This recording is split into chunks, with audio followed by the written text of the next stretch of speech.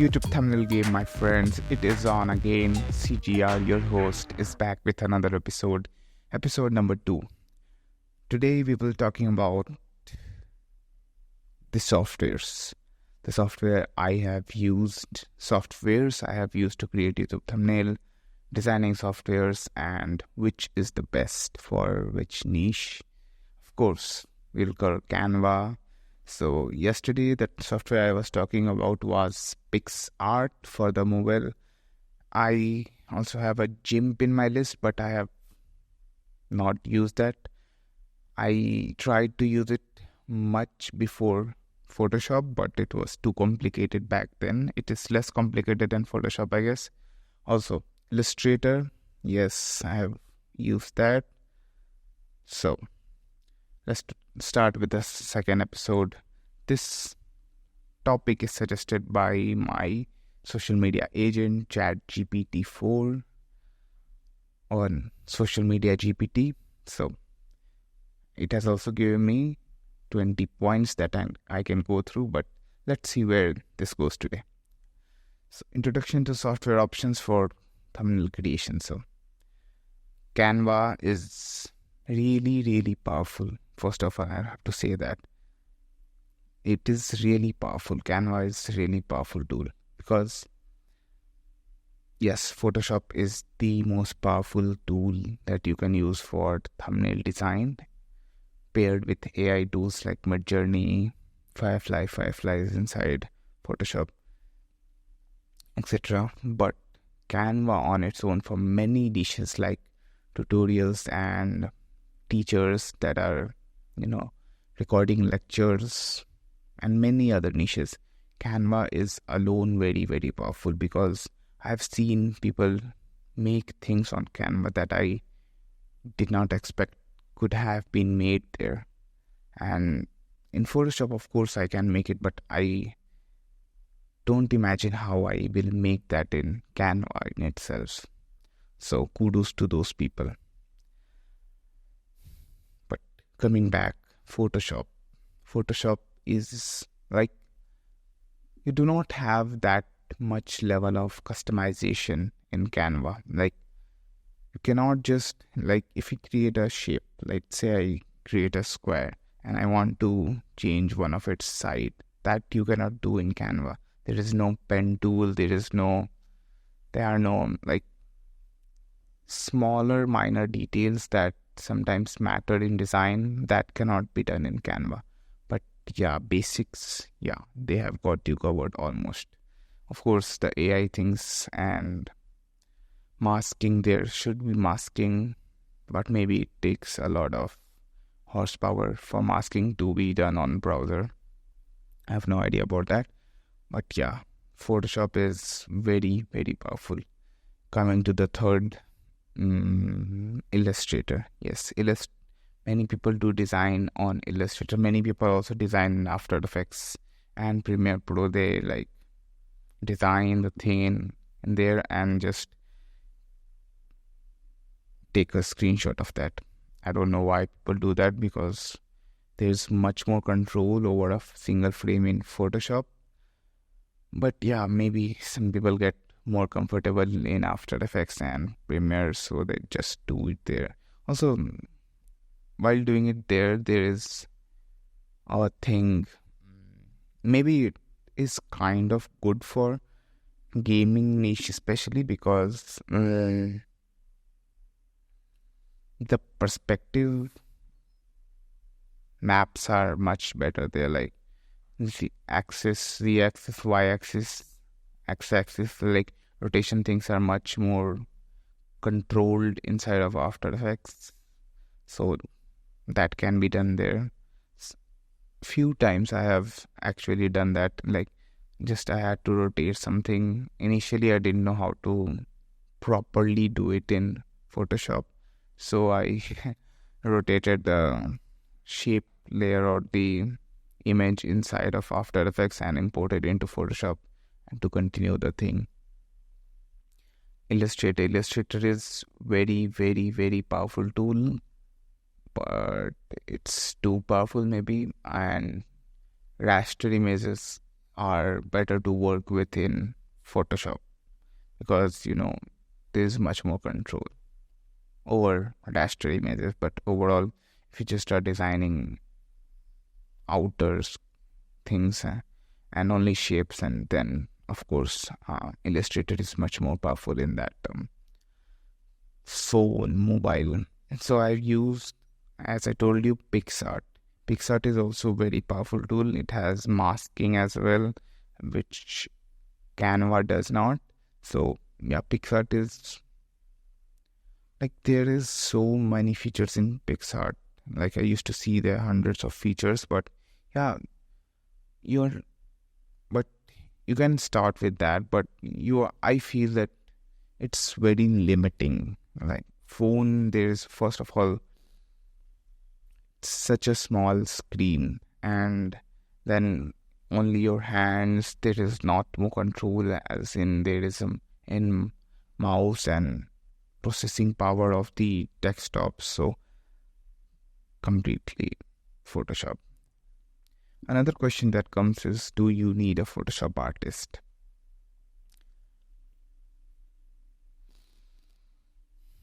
So do you need a professional for anything that you're gonna do? Like, some people bring in professionals to drill a hole in the wall. Some people do that themselves. Some people will bring in professionals to even assemble a wardrobe, for say. Some people may do it themselves. It depends on your own expertise and what do you want to learn and try. So if you just want to nail down in teaching, for say, if you have a teaching channel, then you don't need to learn Photoshop, because first of all, it's very out of your. If you want to try, that's another thing, and try and see and get the basics of the software, which is kind of good in some way to know the basics of the whole game you're in. But in the long term, yeah, maybe you do need someone who is in the waters, like who is daily seeing hundreds of thumbnails on, dealing with many other people who are in the same game, the same business. So yeah, that makes a lot of difference, because if you are in the field for a few years, you will develop a pattern recognition. If you are intelligent enough, and if you are doing jobs that are pushing your limits daily, then you do develop a feeling of what is better, what is good. And yeah, so pattern recognition helps. And they are in the waters, like you will not know which AI tool came out, or what features maybe in Midjourney came out, or what Photoshop. But thumbnail designers, professional thumbnail designers, it's our job to. It's also interesting to us, which maybe not to most of other people, to know the nuances daily, to be caught up in those things. It also depends on the niche you're in. Like some niches require just I even feel that for some niches you just need to get Canva templates made, 4 or 5 variants, and just change the text and switch between different pictures of yourself, and that will work wonders for you initially.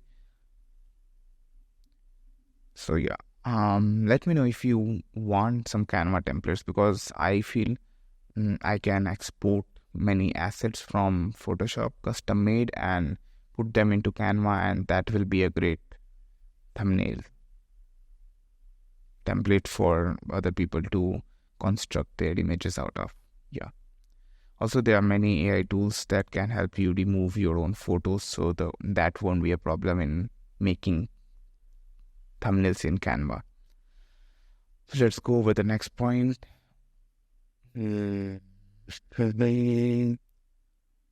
How software choice impacts design workflow.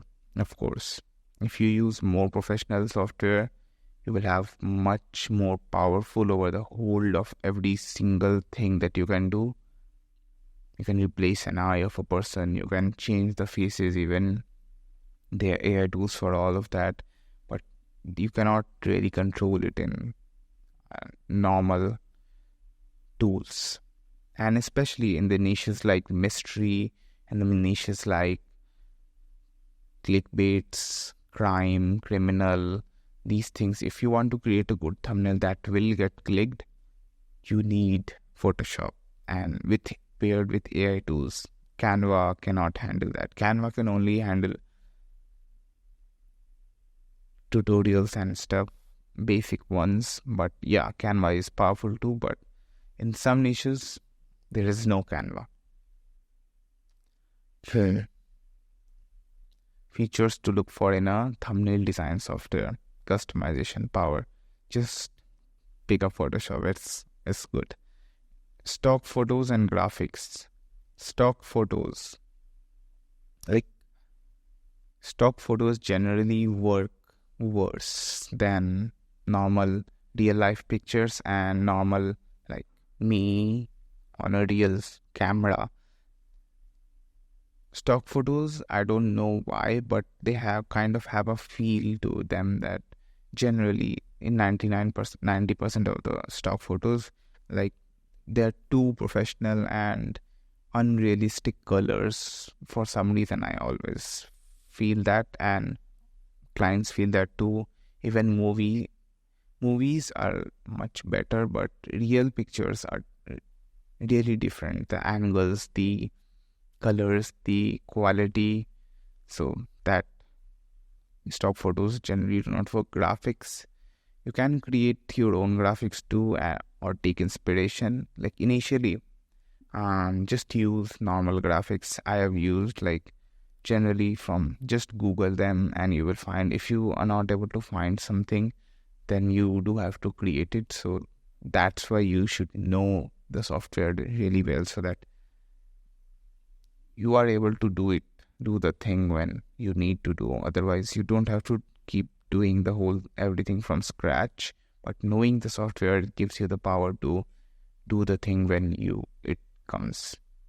You do not learn martial arts to keep fighting people every day, walking the street and hitting someone and fighting and wrecking the person, but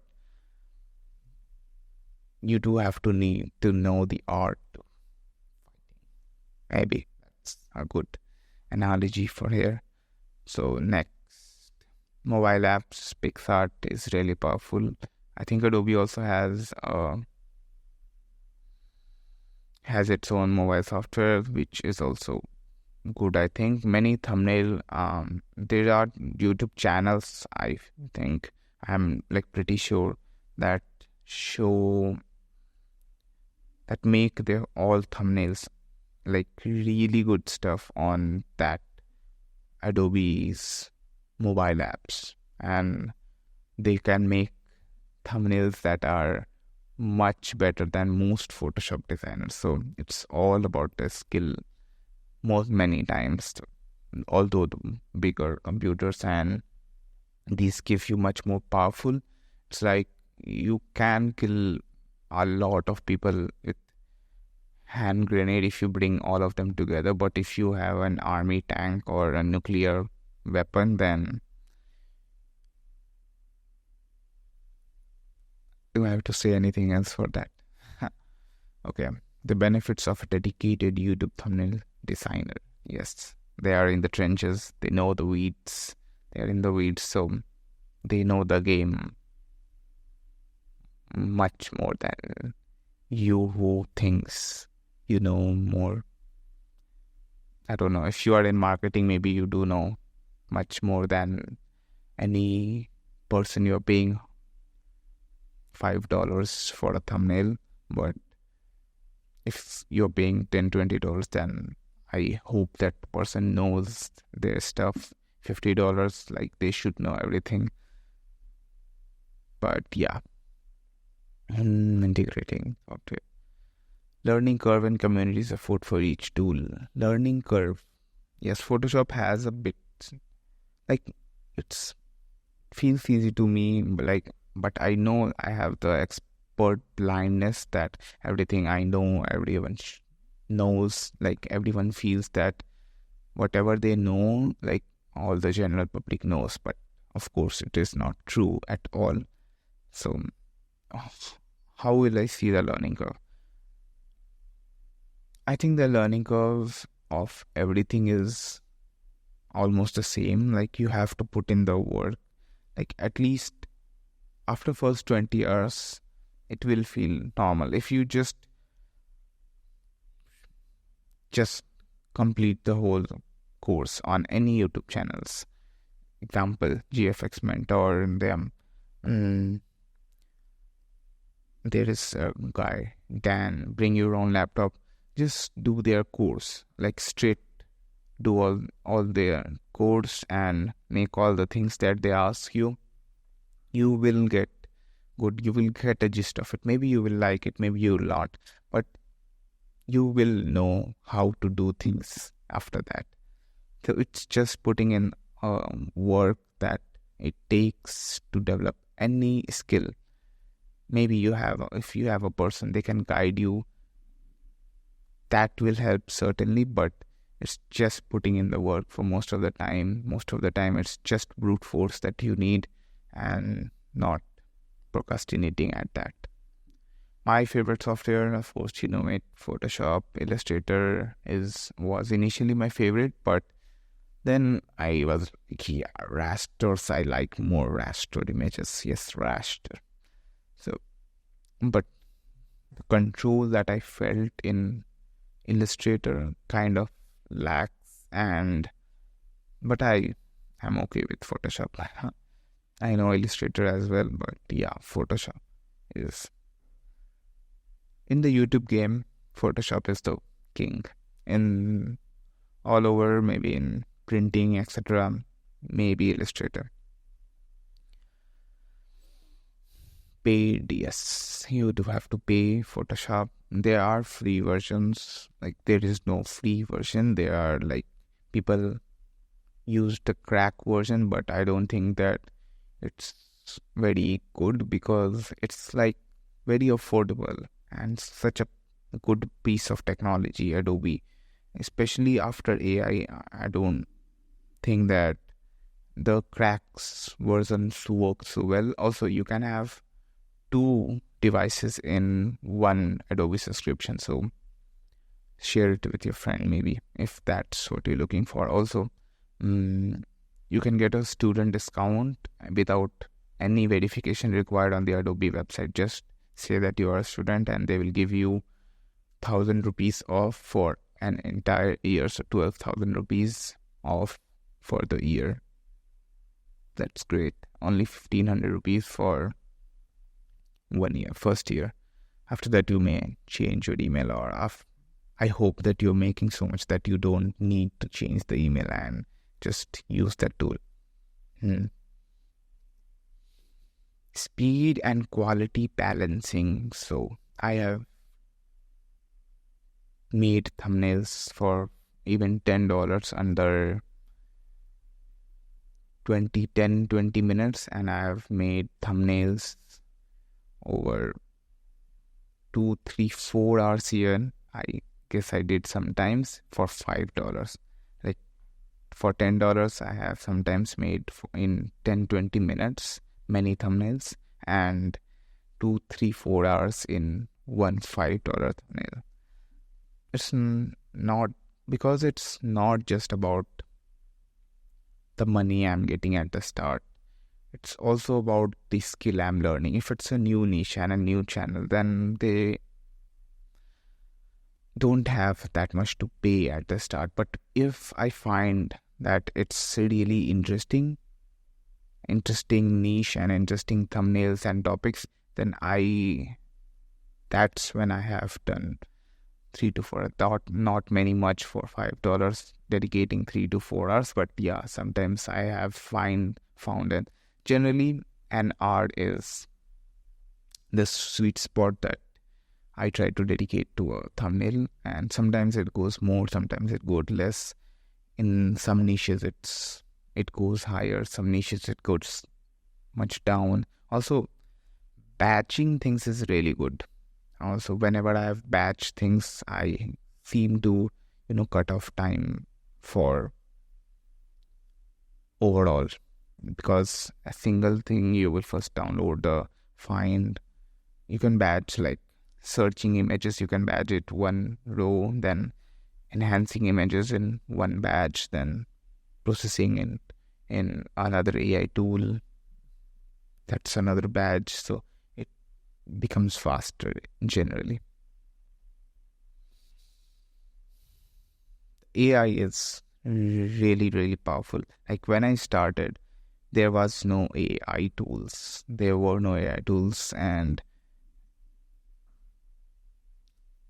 I never felt that AI even took a single bit out of my personal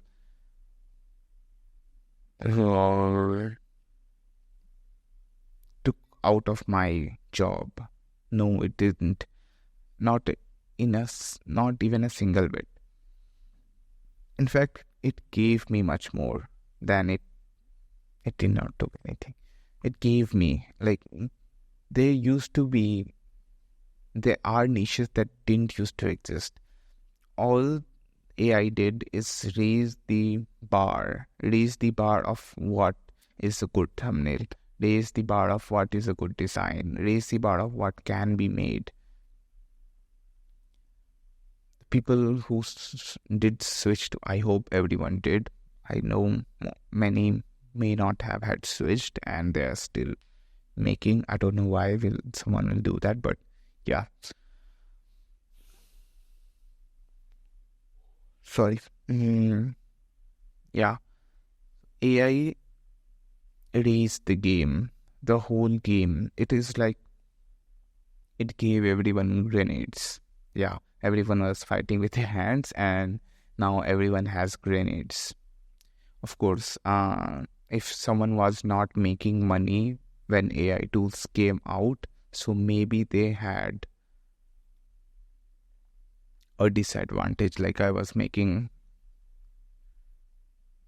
a lot before when the Midjourney came out, when Firefly came out, and I already had Adobe subscription, so it was I could pay initially Midjourney 2,500 rupees easily, and 2,500 rupees to Adobe, and start with I can gamble that, because you don't know how, if the AI tools you will be able to learn, or you will be able to make that much money back. But if you are already making good amount, then also if you have, like when I took Midjourney, I already had orders more than the cost of Midjourney. So like I was, I will lose a bit of time, but yeah, even if Midjourney turns out to be useless, I will have had covered the cost, so won't matter that much. That's something great. So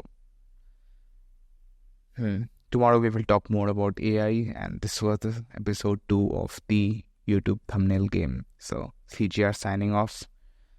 This podcast was brought to you by CGR Designs. Thank you.